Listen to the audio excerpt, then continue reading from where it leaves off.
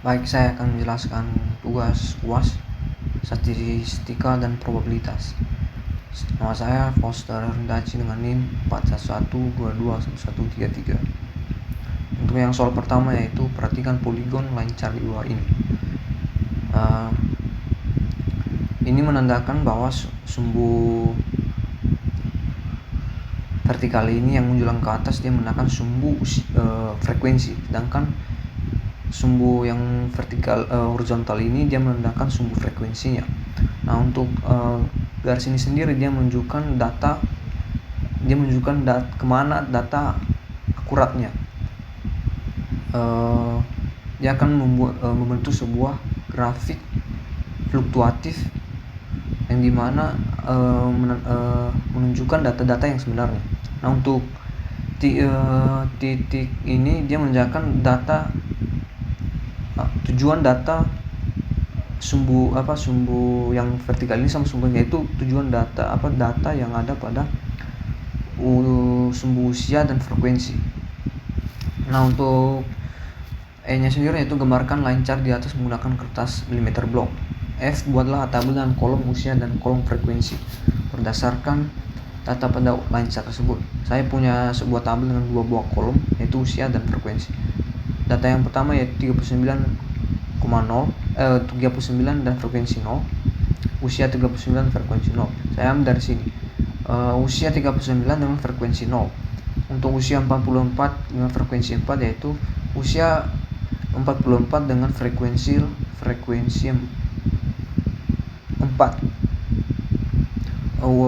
Kemudian usia 49 dengan frekuensi 11. Dan usia 54 dan frekuensi 14 saya ambil dari sini. Usia 54 dengan frekuensi 14. Dan usia 59 dengan frekuensi 9 saya ambil dari sini. Usia 59 dengan frekuensinya 9. Usia 64 dengan frekuensi 4 saya ambil dari sini. Usia 64 dengan frekuensi 4. Kemudian usia 69 dengan frekuensi 2 saya ambil dari sini. Usia 69 dengan frekuensi 2. Kemudian usia 74 dengan frekuensi 0 saya ambil dari sini. Usia 74 dengan frekuensi 0 nya yaitu 0. Kemudian soal kedua yaitu intinya soal pertama ini data yang semua yang kita ambil dari sini berdasarkan line chart yang kita grafikin seperti ini. Nah, untuk soal yang kedua yaitu perhatikan data X dan Y berikut ini. A, hitung X yang data saya di sini punya data yaitu satu data yaitu dengan kolom X dan Y. X berisi angka 15, 7, 11, 8, 7, 19, 11, 11, 4, dan 8. Sedangkan kolom Y berisi angka 32, 53, 51, 82, 31, 59, 67, 31, 93, 89. Untuk soalnya yaitu hitung X kuadrat dari setiap nilai X. Kemudian B, hitung X kali Y, perkalian antara X dan Y. C, hitung nilai sigma X, sigma Y, sigma X kuadrat, dan sigma X kali Y. Untuk penyelesaiannya itu yang pertama yaitu langkah A, yaitu tadi hitung X kuadrat dari setiap nilai X. Jadi kolom X ini, semua kolom X ini kita kuadratkan. Yang ada cuman yang ada di angka kolom yang ada di kolom X ini. Jadi kita pindahin di sini, kita buat lagi sebuah tabel dengan dua buah kolom yaitu X dengan X kuadrat.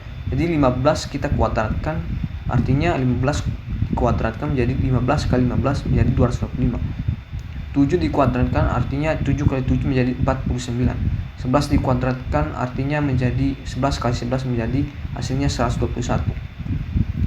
8 dikuadratkan menjadi 64, 7 dikuadratkan menjadi 49, 19 dikuadratkan menjadi 361, 11 dikuadratkan menjadi 121, 11 dikuadratkan menjadi 121 lagi, 4 dikuadratkan lagi menjadi 8, 8 dikuadratkan menjadi 64. Nah, untuk langkah B-nya yaitu hitung X kali Y perkalian antara X dan Y.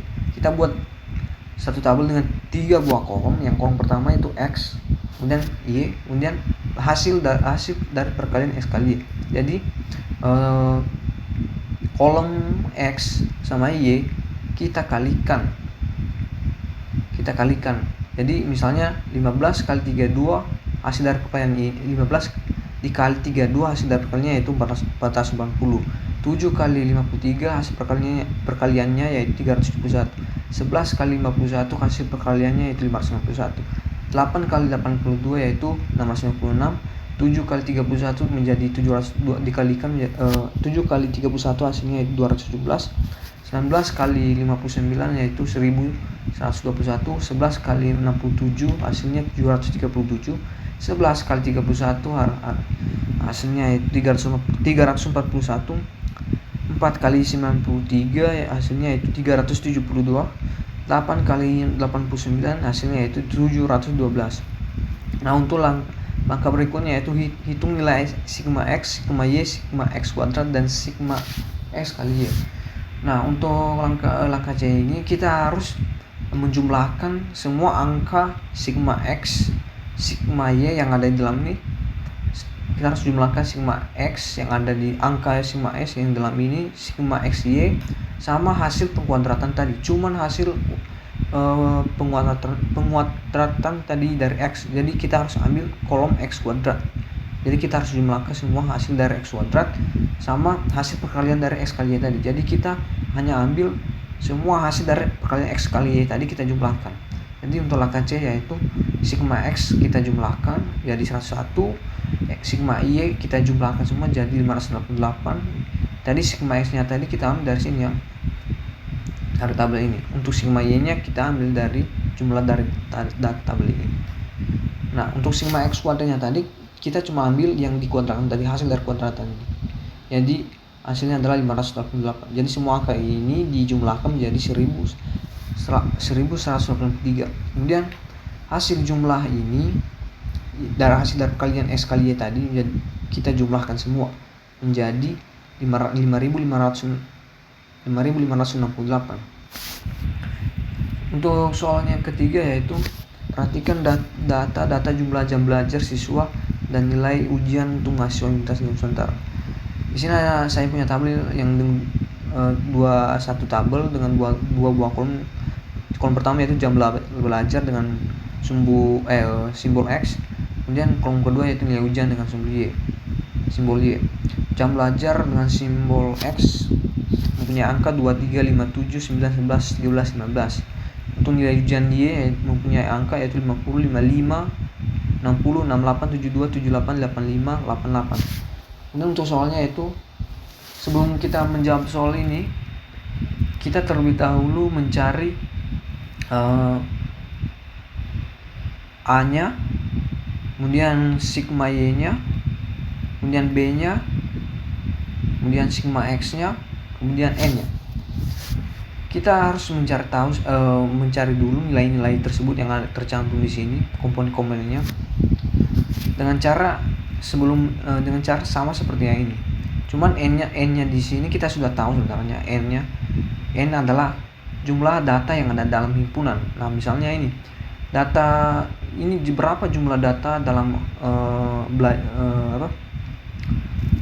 tabel ini. Kita bisa hitung yaitu 1, 2, 3, 4, 5, 6, 7, 8. Jadi di dalam himpunan ini terdapat 8 data. Jadi kita bisa simpulkan N-nya adalah 8. Nah, untuk mencarinya seterusnya itu kita tinggal cari A-nya, sigma Y, B, sama sigma X. Yang pertama kita lakukan yaitu hitung nilai sigma X, sigma Y dan sigma X kuadrat dan sigma X kali Y. Nah, untuk tadi kita dapat tadi 2, 3 sama seperti tadi. Y-nya ini kita ambil dari sini ya, X untuk X, Y untuk Y. Kemudian hasil pengkuadratan dari X ke kuadrat yaitu 2 kali 2 4, 3 kali 3 9, 5 kali 5 hasilnya 25, 7 dikuadratkan menjadi 49, 9 dikuadratkan menjadi 81, 11 dikuadratkan menjadi 121, 13 kali dikuadratkan menjadi 169, 15 dikuadratkan menjadi 245. Nah, untuk X kali nya kita dapatkan hasil ini dari perkalian XY yaitu 2 kali 50 100, 3 kali 55 165, 5 kali 60 300, 7 kali 68 476, 9 kali 81 604, 68, 11 kali 78, 858, 13 kali 85, 1105, 15 kali 88, 1320. Setelah kita udah mengetahui nilainya, kita lakukan lagi penjumlahan. Jadi jumlah sigma X yang ada kolom ini, sigma Y, jumlah hasil kuadratnya tadi sama jumlah hasil perkalian S kalinya tadi kita jumlahkan. Jadi kita bisa tahu bahwa sigma X nya itu 2 tambah 3, ini kita ambil dari data ini, hasilnya 65. Sigma Y nya kita jumlahkan semua menjadi 556. Sigma X kuadratnya kita jumlahkan semua, hasil dari kuadratnya tadi, hasil dari kuadratnya kita jumlahkan semua jadi 653. Kemudian hasil dari perkalian S kali Y tadi kita jumlahkan semua yang ada ini, jadi hasilnya 4922. Kemudian kita sudah mengetahui nilai sigma X nya 65, sigma Y nya 556, sigma X kuadratnya 683, sigma X kalinya 4922. Sekarang yang kita cari yaitu B nya, B samaannya. Untuk yang pertama yaitu B, hitung kemiringan B slope substitusi ke rumus B. Formulanya yaitu B sama dengan N kali sigma X Y kurang sigma X kali X sigma Y per N sigma X kuadrat kurang dalam kurung sigma X pangkat 2 kuadrat. Untuk hal ini yaitu nilai-nilai ini tadi kita substitusikan ke dalam rumus ini. Jadi B sama dengan 8, tadi kita tahu bahwa nilainya 8 karena N itu adalah data dari himpunan tabel, jumlah data dari himpunan tabel. Jadi 1, 2, 3, 4, 5, 6, 7, 8. Jadi jumlah datanya 8 dari sebuah himpunan. Kita masukkan di sini, N-nya kita ganti jadi 8 N. Untuk sigma X kalinya kita ambil dari sini, hasil dari sigma X kalinya nanti perkalian X kalinya tadi jadi 4922 kita masukkan di sini. Sigma X 65 kita masukin, sigma Y nya tadi kita masukin 556, hasil penjumlahannya tadi 556 per 8 nya tadi kita ganti lagi jadi N nya tadi kita ganti lagi 8. Sigma X kuadratnya kita ambil lagi dari sini 683 kita masukin. Kemudian untuk sigma X nya kita ambil lagi 65 dengan kuadrat. Kemudian kita lakukan perkalian terlebih dahulu karena di perhitungan matematika perkalian lebih didahulukan daripada pengurangan. Jadi kita kalikan dulu, lakukan perkalian. 8 kali 4972 menjadi 39.776. 65 kali 556 menjadi 36.140. Kemudian 8 kali 683 menjadi 5.464. 65 kuadrat artinya 65 kali 65 menjadi 4.225. Setelah itu kita lakukan pengurangan. Jadi 39.776 kurang 36.140 dikurang menjadi 3.636. Kemudian 5.464 dikurang 4.225 menjadi 1.239. Kemudian kita bagi hasil dari pengurangannya tadi, 3.636 dibagi menjadi 1.239 menjadi 2,93. Maka hasil B-nya kita dapatkan yaitu 2,93. Langkah selanjutnya yaitu mencari nilai A-nya. Yaitu tentukan nilai A dengan rumusnya yaitu sigma Y kurang B kali sigma X per N. Artinya nilai sigma Y-nya tadi kita masukin lagi, yaitu sigma Y-nya 556. Nilai B-nya yang sudah kita cari tadi ya kita masukin 2,93 ya. Kemudian sigma X-nya yaitu 65 kita masukin per 8 lah ya. N-nya tadi 8. Kemudian kita lakukan lagi perkalian, kita dahulukan lagi perkalian. 253 kali 65 jadi 150,45. Kemudian kita lakukan pengurangan. 556 kurang 190,45 menjadi 365,55 per 8.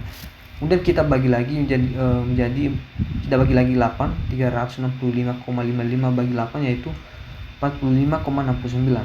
Nah, hasil A A nya kita sudah dapat yaitu 45,69. Kemudian kita ke soal berikutnya, tentukan persamaan regresi linear sederhana yaitu Y sama dengan A tambah B kali X secara manual. Nah, kita masukin lagi, tinggal kita masukin Y sama dengan A nya berapa tadi, kita ambil lagi di sini 45,69 kita masukin. Kemudian tambah BB nya kita udah dapat tadi 2,93 kita masukin, baru X nya. Kemudian soal berikutnya yaitu prediksi nilai ujian jika seseorang siswa belajar selama 10 jam secara manual. Substitusi X sama dengan 10 ke persamaan regresi. Nah, persamaannya tadi kita dapat yaitu Y sama dengan 45,69 tambah 2,93. Tapi di soal ini kita X nya kita ganti dengan 10.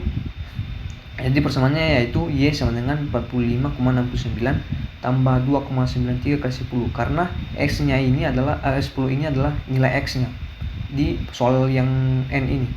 X nya adalah 10 ini adalah nilai X nya. Jadi kita lakukan perkalian langsung, Y sama dengan 45,69 tambah 29,3.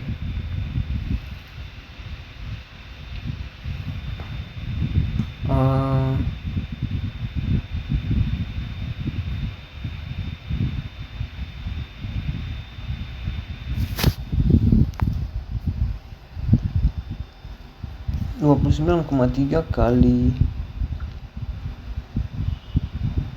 10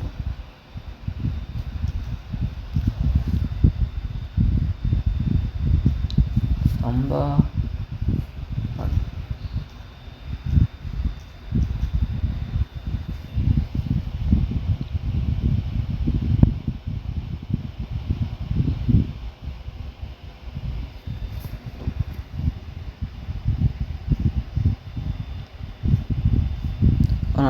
Soalnya ada yang salah di sini, saya belum masukin di sini. Y 45,69 tambah 2,93 yang kali 10, 2,93 kali 10 hasilnya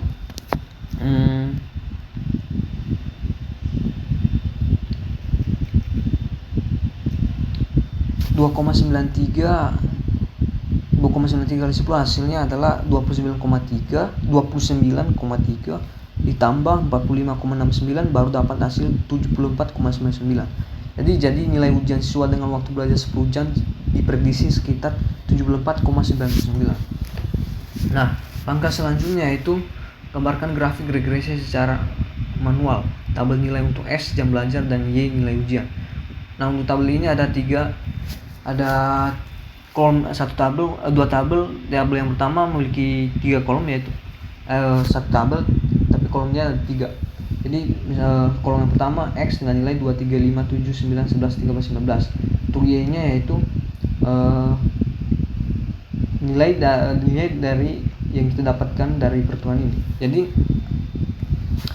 ini adalah jam belajar, simbol X ini adalah jam belajar, simbol Y ini adalah nilai ujian yang kita dapatkan. Nah, untuk mencari nilai ujian ini kita harus masukkan persamaan tadi yang ini, Y sama dengan 45,69 tambah 2,93 X kita masukin di perhitungan ini. Jadi Y sama dengan 45,69 tambah 2,93 kali X nya kita ganti dengan nilai jam belajar, sehingga kita akan mendapatkan hasil nilai ujiannya. Jadi misalnya Y sama dengan 45,69 tambah 2,93 kali X nya kita ganti dengan nilai jam belajar, jadi 2, hasilnya 51,55. Nilai ujiannya jadi 51,55 dan seterusnya. Misalnya Y sama dengan 45,69 tambah 2,93 kali X. Sebenarnya di sini kita ganti lagi menjadi nilai X nya kita ganti jadi nilai jam belajarnya jadi 3. Jadi nilainya adalah Y kalikan 3 menjadi 54,48. Nilai ujiannya adalah 54,48. Kemudian yaitu yang berikutnya yaitu jam belajar 5 jam dengan jam belajar 5. X nya kita ganti menjadi 5, hasil nilai ujiannya yaitu 60,34. Kemudian jam belajar dengan 7 jam yaitu dikalikan lagi dengan 7 dengan persamaan berikut ini, diganti nilai X nya jadi jam belajar 7 menjadi nilai ujiannya 66,2. Kemudian langkah berikutnya yaitu jam belajar 9 jam diganti lagi dikalikan lagi 9 jadi 72,02. Kemudian nilai belajar dengan 11 jam dikalikan dengan diganti lagi nilai X nya menjadi 70 dengan nilai ujian 77,92. Kemudian nilai jam belajar 13 kita ganti X nya menjadi 13 dengan nilai dikalikan lagi dengan nilai ujian, hasilnya itu 83,78. Kemudian jam belajar 15 jam kita ganti lagi nilai X nya di perhitungan ini, kemudian dikalikan kita mendapatkan hasil belajar nilai ujiannya yaitu 89,64. Kemudian untuk membuat grafiknya yaitu regresinya yaitu kita buat sebuah tabel garis vertikal ini menandakan sumbunya ini yaitu untuk nilai ujian yang kita dapat dari sini tadi. Kemudian X nya untuk sumbu vertikalnya yaitu horizontalnya yaitu untuk nilai jam belajarnya 51,65 kita masukin di sini, 64,48 kita masukkan di sini, 60,34 kita masukkan di sini, 66,2 kita masukin di sini, 72,02 kita masukin di sini, 77,92 kita masukin di sini, 83,78 kita masukin di sini, 89,64 kita masukin di sini. Kemudian di sini kita ambil dari X ini data jam belajar yang ini tadi, nilai ujian yang setelah kita hitung tadi oleh perhitungan tadi. Kalau ini nilai jam belajarnya yaitu 2, 3, 5, 7, 9, 11, 13, 16 kita ambil dari sini. Nah, untuk melakukannya yaitu untuk jam belajar 2 jam dia akan mendapatkan, untuk jam belajar 2 jam dia akan mendapatkan nilai ujian 51,55. Jadi jam belajar 2 jam dia akan mendapatkan 51,55 nilai ujiannya. Nah, untuk jam belajar 3 jam dia akan mendapatkan nilai ujian 54,48. Jam belajar 3 jam dia akan mendapatkan nilai ujian 54,48. Jam belajar 5 jam dia akan mendapatkan 60,34 di grafik. Jam belajar 5 jam dia akan mendapatkan 60,34. Jam belajar 7 jam dia akan mendapatkan 66,2 di grafik. Jam belajar 7 jam dia akan mendapatkan 60,2. Dia akan mendapatkan nilai ujian 60,2. Sedangkan jam belajar 9 jam dia akan mendapatkan nilai ujian jam belajar 9 jam dia akan mendapatkan nilai ujian 72,02. Kalau di sini di grafik jam belajar 9 jam dia akan mendapatkan nilai ujian 72,02. Nah, untuk jam belajar 9 jam dengan selama 9 jam dia akan mendapatkan nilai ujian 77,92. Jam belajar dengan selama 11 jam dia akan mendapatkan nilai ujian 77,92.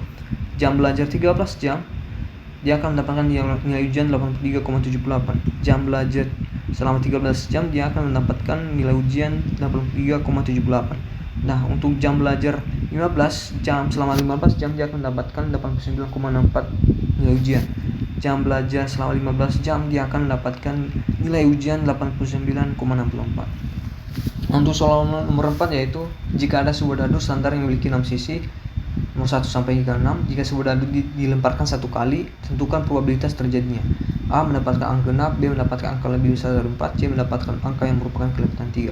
Penyelesaiannya yaitu kita harus tahu bahwa rumus probabilitas yaitu jumlah hasil yang menguntungkan, artinya jumlah hasil yang menguntungkan dari dadu tersebut dibagi dengan jumlah hasil yang mungkin. Jadi semua jumlah sisi yang ada pada dadu tersebut.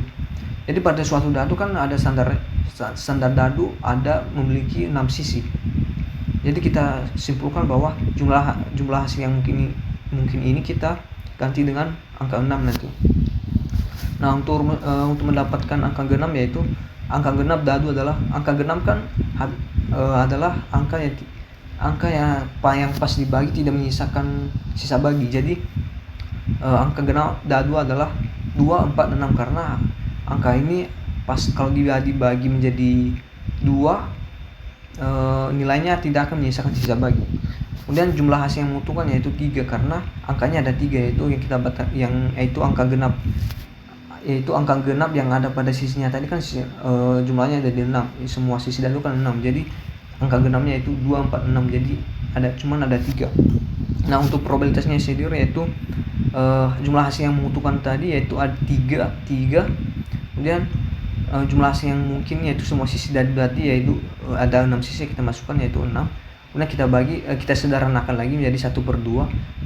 Kemudian kita 1/2 ini kita pecahin lagi jadi desimal yaitu 0,5. Jadi kita bisa simpulkan yaitu untuk mendapatkan angka genap dengan satu lemparan pada sebuah dadu yang memiliki sisi 6, kita bisa mendapatkannya